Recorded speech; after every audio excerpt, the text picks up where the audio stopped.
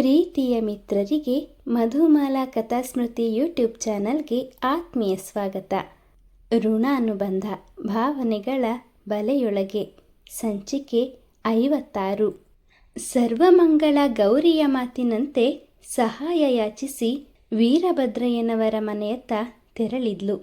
ಹಳ್ಳಿ ಕೆಲ ಜನರು ತನ್ನ ಬಗ್ಗೆ ಕೆಟ್ಟ ಅಭಿಪ್ರಾಯವನ್ನು ಬೆಳೆಸಿಕೊಂಡಿರುವ ವಿಷಯ ತನಗೆ ಹೇಗೆ ತಿಳಿತು ಅಂತ ಸರ್ವಮಂಗಳ ಹೇಳ್ತಿದ್ದ ಹಾಗೆ ಗೌರಿ ದಿಗ್ಭ್ರಮೆಗೊಳಗಾದ್ಲು. ಅಕ್ಕೋರೆ, ಈ ಎಲ್ಲ ವಿಷಯ ನಿಮಗೆ ಗೊತ್ತಿದ್ರೂ ಕೂಡ ನನ್ನ ಬಳಿ ಒಂದು ಬರಿ ಕೂಡ ಯಾಕೆ ಮಾತಾಡಲಿಲ್ಲ? ನನ್ನ ನಿಮ್ಮ ತಂಗಿ ಅಂತ ಅಂದ್ಕೊಂಡಿದ್ದೀರಾ, ಆದರೂ ಇದನ್ನೆಲ್ಲ ನನ್ನ ಬಳಿ ಹೇಳ್ಕೋಬೇಕು ಅಂತ ನಿಮಗೆ ಒಮ್ಮೆಯೂ ಅನ್ನಿಸ್ಲಿಲ್ವಾ ಅಂದವಳ ಧ್ವನಿ ಆತಂಕದಿಂದ ಕೂಡಿತ್ತು. ಬಳಿಕ ವೀರಭದ್ರಯ್ಯನವರತ್ತ ಮುಖ ಮಾಡಿದವಳು, ಅಪ್ಪೋರೆ, ಬುದ್ಧಿ ಇಲ್ದವರು ಏನೋ ಮಾತಾಡ್ತಾರೆ, ನೀವು ಅದಕ್ಕೆಲ್ಲ ತಲೆ ಕೆಡಿಸ್ಕೋಬೇಡಿ. ನಮ್ಮ ಸರ್ವಕ್ಕ ಹೆಂಗೆ ಅಂತ ನಿಮಗೆ ಚೆನ್ನಾಗಿ ಗೊತ್ತೈತೆ. ನೀವು ದೊಡ್ಡ ಮನ್ಸು ಮಾಡಿ ಇವ್ರಿಗೇನಾರ ಸಹಾಯ ಮಾಡಲೇಬೇಕು ಅಂತ ಗೋಗರದ್ಲು.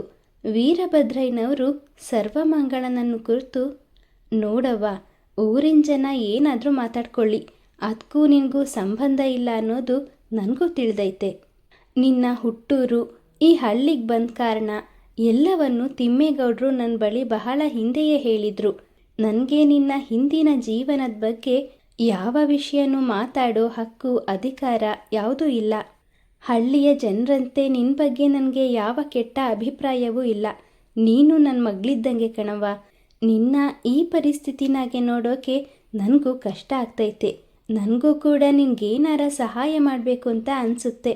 ಆದರೆ ಅಂತ ನೆಲ ನೋಡ್ತಾ ಮೌನವಾದರು.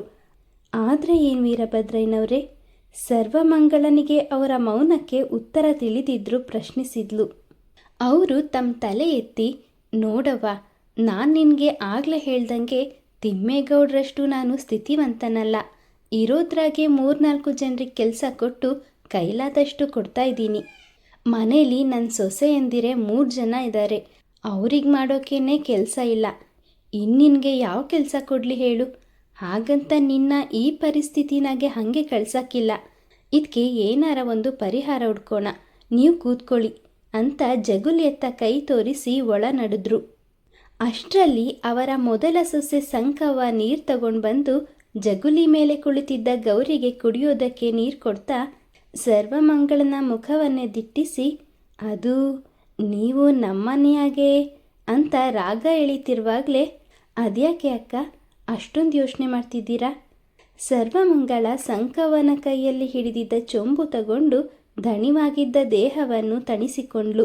ಬಳಿಕ ಸಂಕವ್ವ ಅವರಿಬ್ಬರನ್ನು ಕಂಡು ಕಿರುನಗೆ ಬೀರಿ ಒಳ ಹೋಗೋ ಮುನ್ನ ಆಗಷ್ಟೇ ಎಚ್ಚರವಾಗಿದ್ದ ಮಗುನ ಎತ್ಕೊಂಡು ಮುದ್ದಿಸ್ತಾ, ಮಗಿಗೆ ತುಂಬ ಹಸುವಾಗೈತೆ ಅನ್ಸತ್ತೆ, ಕುಡಿಯೋಕೆ ಸ್ವಲ್ಪ ಹಾಲನ್ನಾದರೂ ಕೊಡ್ಲಾ ಅಂದವಳ ಮಾತಿಗೆ ಸರ್ವಮಂಗಳ ಕಣ್ಣಿನಲ್ಲೇ ಧನ್ಯವಾದ ಅರ್ಪಿಸಿದ್ಲು. ಸಂಕವ್ವ ಮಗುನ ಎತ್ಕೊಂಡು ಒಳ ನಡೆದ್ಲು. ಕೆಲವು ಸಮಯಗಳು ಕಳೆದ ಬಳಿಕ ಹೊರಬಂದ ವೀರಭದ್ರಯ್ಯನವರು, ನೋಡವ್ವ, ನಿನ್ನ ಕಷ್ಟ ನಮ್ಮ ಕಷ್ಟ ಇದ್ದ ಹಾಗೆ. ನಿನ್ನ ಪರಿಸ್ಥಿತಿ ನಮಗೂ ಅರ್ಥ ಆಗತ್ತೆ.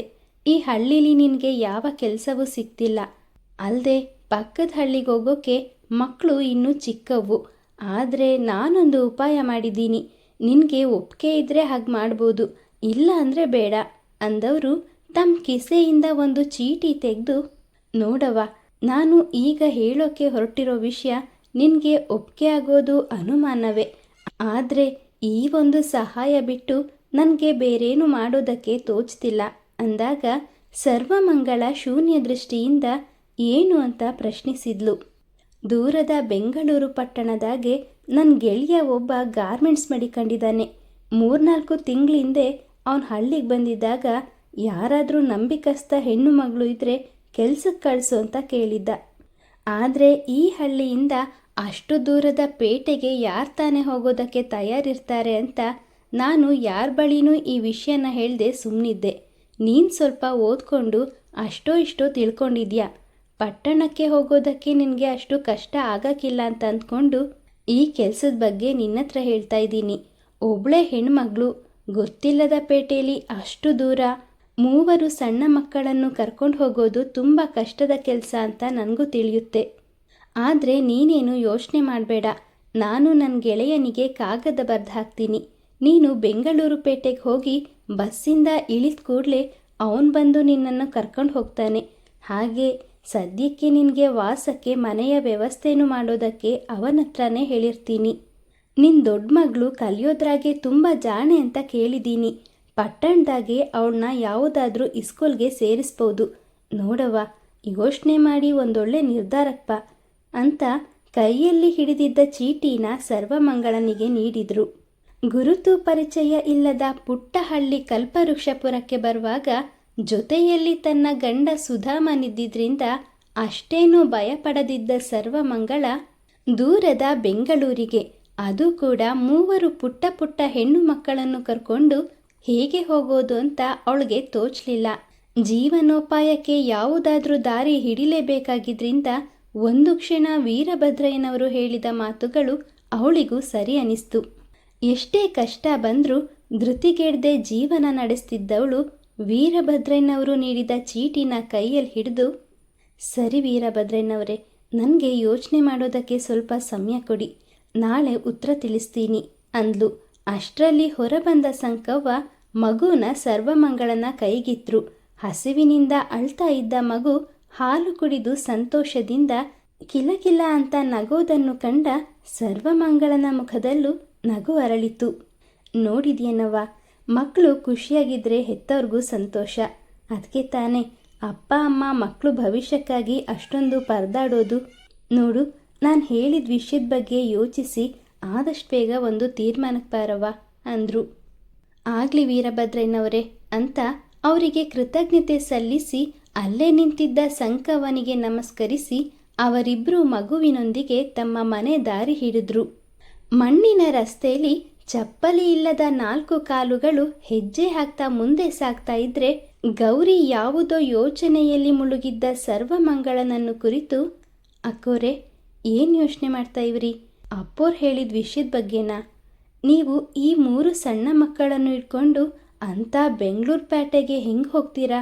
ಗುರುತು ಪರಿಚಯ ಇಲ್ದವ್ರ ಮಧ್ಯೆ ಹೆಂಗೆ ಬಾಳ್ವೆ ಮಾಡ್ತೀರಾ?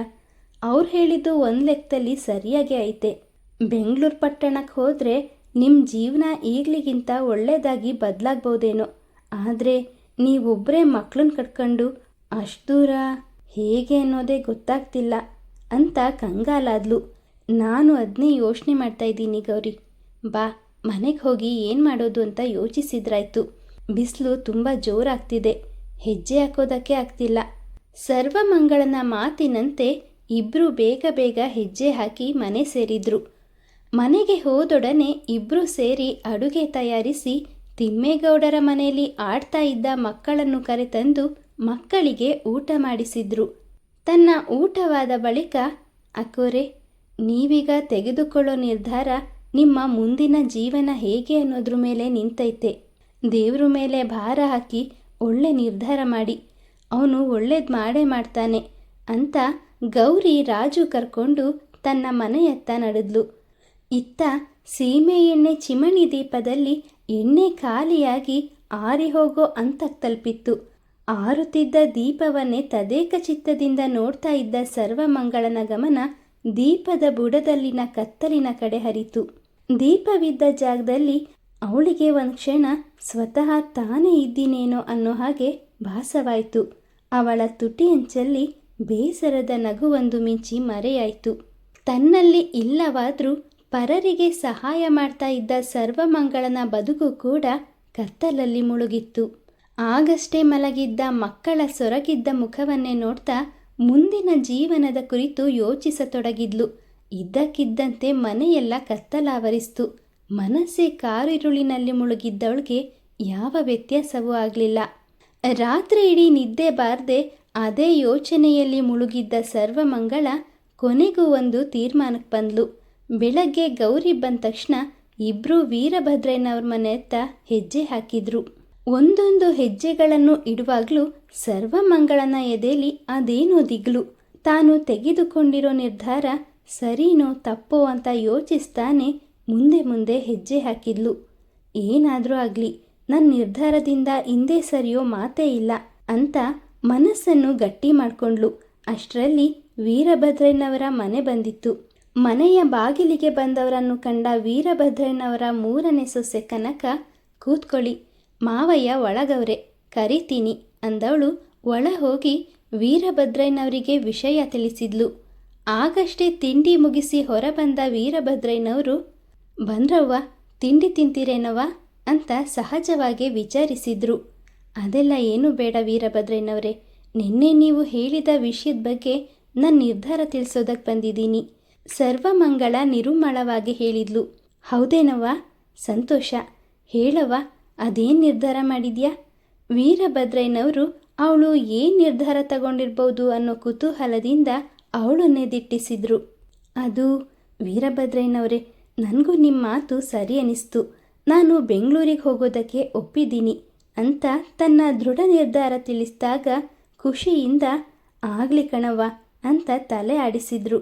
ಅವಳ ನಿರ್ಧಾರ ಗೌರಿಗೂ ಖುಷಿ ತಂದಿತ್ತಾದರೂ ಇಷ್ಟು ವರ್ಷಗಳ ಕಾಲ ತನ್ನ ಜೊತೆ ಒಡ ಹುಟ್ಟಿದವಳಂತೆ ಇದ್ದ ಸರ್ವಮಂಗಳ ಕಾಣದ ಬೆಂಗಳೂರು ಪಟ್ಟಣಕ್ಕೆ ಹೋಗಿ ಹೇಗೆ ಜೀವನ ಮಾಡ್ತಾಳೆ ಅಂತ ಕಂಗಾಲಾದ್ಲು.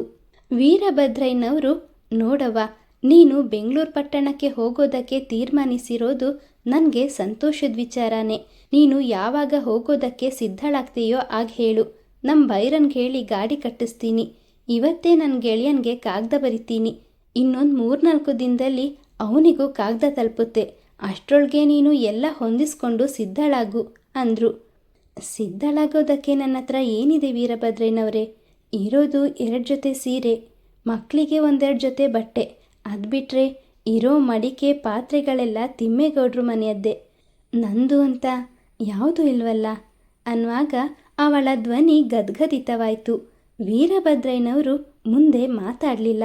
ಅವಳಿಗೂ ಮುಂದೆ ಏನು ಮಾತಾಡಬೇಕು ಅಂತ ತೋಚದೆ ಅವ್ರಿಗೆ ನಮಸ್ಕರಿಸಿ ಅಲ್ಲಿಂದ ಹೊರಟ್ಲು. ಸರ್ವಮಂಗಳನ ಜೊತೆ ಹೆಜ್ಜೆ ಹಾಕ್ತಿದ್ದ ಗೌರಿಗೆ ಆಡೋದಕ್ಕೆ ಸಾಕಷ್ಟು ಮಾತುಗಳಿದ್ರೂ ಮನಸ್ಸ್ಯಾಕೋ ಭಾರವಾಯಿತು. ಮಾತುಗಳು ಹೊರಬಾರ್ದೆ ಭಾವರಹಿತವಾಗಿ ದಿಗಂತವನ್ನು ದಿಟ್ಟಿಸಿ ನಡೀತಿದ್ದ ಸರ್ವಮಂಗಳನನ್ನೇ ತದೇಕ ಚಿತ್ತದಿಂದ ನೋಡ್ತಾ ಅವಳೊಂದಿಗೆ ಹೆಜ್ಜೆ ಹಾಕಿದ್ಲು. ಸರ್ವಮಂಗಳ ಮೂಢನಂಬಿಕೆಯ ವಿರೋಧಿಯಾಗಿದ್ದರೂ ಹಳ್ಳಿಲಿ ಸಂಭವಿಸುತ್ತಿರೋ ಕೆಡುಕುಗಳಿಗೆಲ್ಲ ತನ್ನ ಕಾಲ್ಗುಣವೇ ಕಾರಣ ಅಂತ ಹೇಳ್ತಿದ್ದ ಗ್ರಾಮಸ್ಥರ ಮಾತುಗಳು ನೊಂದ ಹೃದಯವನ್ನು ಮತ್ತಷ್ಟು ಆಳಕ್ಕೆ ನುಗ್ಗಿ ಘಾಸಿಗೊಳಿಸಿದ್ವು. ತನ್ನ ಬದುಕಿಗೆ ದಾರಿ ತೋರಿದ ಕಲ್ಪವೃಕ್ಷಾಪುರದ ಜನಗಳ ಋಣವನ್ನು ತೀರಿಸೋದಕ್ಕೆ ತನ್ನ ಕಷ್ಟಕ್ಕಾದ ಜನರು ತನ್ನಿಂದ ನೋವು ಅನುಭವಿಸಬಾರದು ಅನ್ನೋ ದೃಷ್ಟಿಯಿಂದ ಅವಳ ಈ ನಿರ್ಧಾರ ಅನಿವಾರ್ಯವಾಗಿತ್ತು.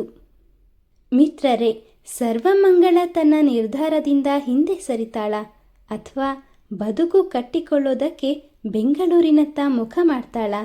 ನಿರೀಕ್ಷಿಸಿ ಮುಂದಿನ ಸಂಚಿಕೆಯಲ್ಲಿ. ಕತೆ ಬಗ್ಗೆ ನಿಮ್ಮ ಅನಿಸಿಕೆ ಅಭಿಪ್ರಾಯಗಳನ್ನು ದಯವಿಟ್ಟು ಕಮೆಂಟ್ನ ಮೂಲಕ ತಿಳಿಸಿ. ಹಾಗೆ ಲೈಕ್, ಶೇರ್, ಸಬ್ಸ್ಕ್ರೈಬ್ ಮಾಡುವುದರ ಮೂಲಕ ನಮ್ಮನ್ನು ಪ್ರೋತ್ಸಾಹಿಸಿ. ಮುಂದಿನ ಸಂಚಿಕೆಯಲ್ಲಿ ಮತ್ತೆ ಸಿಗೋಣ. ಧನ್ಯವಾದಗಳು.